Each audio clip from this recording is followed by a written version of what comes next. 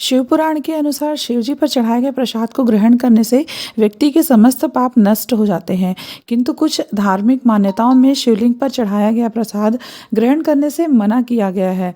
ऐसे में अधिकांश भक्तों के मन में इसे लेकर एक संशय की स्थिति होती है कि इस प्रसाद को ग्रहण किया जाए या नहीं, और अगर ग्रहण करें तो इसका क्या करें। शिवलिंग पर चढ़ा प्रसाद ग्रहण न करने के पीछे की क्या मान्यता है। पूजा में भगवान तथा देवों को चढ़ाया गया प्रसाद अत्यंत पवित्र, रोग शोक नाशक तथा भाग्यवर्धक माना गया है, किंतु शिवलिंग पर चढ़ाया गया प्रसाद ग्रहण करने से मना किया जाता है। यहाँ यह ध्यान रखना आवश्यक है कि केवल कुछ परिस्थितियों में ही इस प्रसाद को ग्रहण करना निषेध है। कुछ शिवलिंग पर चढ़ाया गया प्रसाद ग्रहणीय है।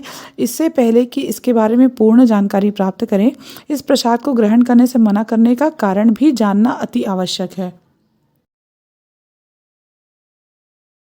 ऐसी मान्यता है कि भूत प्रेतों का प्रधान माना जाने वाला गण चंडेश्वर भगवान शिव के मुख से ही प्रकट हुआ था। वह हमेशा शिव जी की आराधना में लीन रहता था और शिवलिंग पर चढ़ाया गया प्रसाद उसी के हिस्से में जाता है। इसलिए अगर कोई इस प्रसाद को खाता है तो वह भूत प्रेतों का अंश ग्रहण कर रहा होता है, और यही वजह है कि शिवलिंग पर चढ़ाया गया प्रसाद नैवेद्य खाने से मना किया जाता है, किंतु कुछ खास शिवलिंग पर चढ़ाए गए प्रसाद को खाया जा सकता है। तो कौन सा प्रसाद ग्रहण किया जा सकता है। शिव पुराण के विद्वेश्वर संहिता के 22वें अध्याय में इसकी स्पष्ट जानकारी मिलती है, जो इस प्रकार है। जहाँ चंड का अधिकार हो वहाँ शिवलिंग पर अर्पित प्रसाद मनुष्यों को ग्रहण नहीं करना चाहिए, किंतु जो चंड के अधिकार में नहीं है, शिव को अर्पित वह प्रसाद ग्रहण किया जा सकता है। शास्त्रीय मान्यताओं के अनुसार आप शिवलिंग का प्रसाद ग्रहण करें या नहीं, इस बात पर निर्भर करता है कि शिवलिंग किस धातु या पदार्थ से बना हुआ है। साधारण मिट्टी, पत्थर अथवा चीनी मिट्टी से बने शिवलिंग पर चढ़ाया गया भोग प्रसाद रूप में ग्रहण नहीं करना चाहिए, किंतु अगर शिवलिंग धातु बाणलिंग अर्थात नर्मदा नदी के तट पर पाया जाने वाला एक विशेष पत्थर से बना है अथवा पारद शिवलिंग पर चढ़ाया गया प्रसाद सर्वथा ग्रहणीय होता है।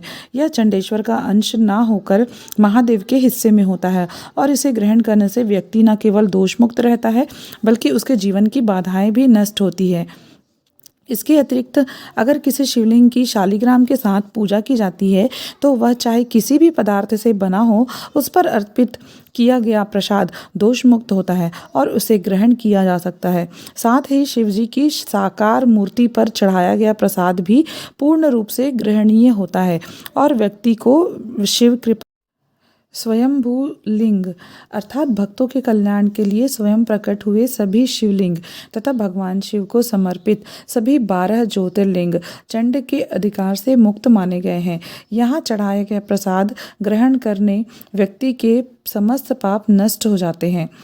इसके अलावा शास्त्रों के अनुसार जिन शिवलिंगों की उपासना करते हुए किसी ने सिद्धियां प्राप्त की हो या जो सिद्ध भक्तों द्वारा प्रतिष्ठित किए गए हों, उदाहरण के लिए काशी में शुक्रेश्वर, वृद्ध कालेश्वर, सोमेश्वर आदि शिवलिंग जो देवता अथवा सिद्ध महात्माओं द्वारा प्रतिष्ठित माने जाते हैं, उस पर चढ़ाया प्रसाद भी भगवान शिव की कृपा का पात्र बनाता है।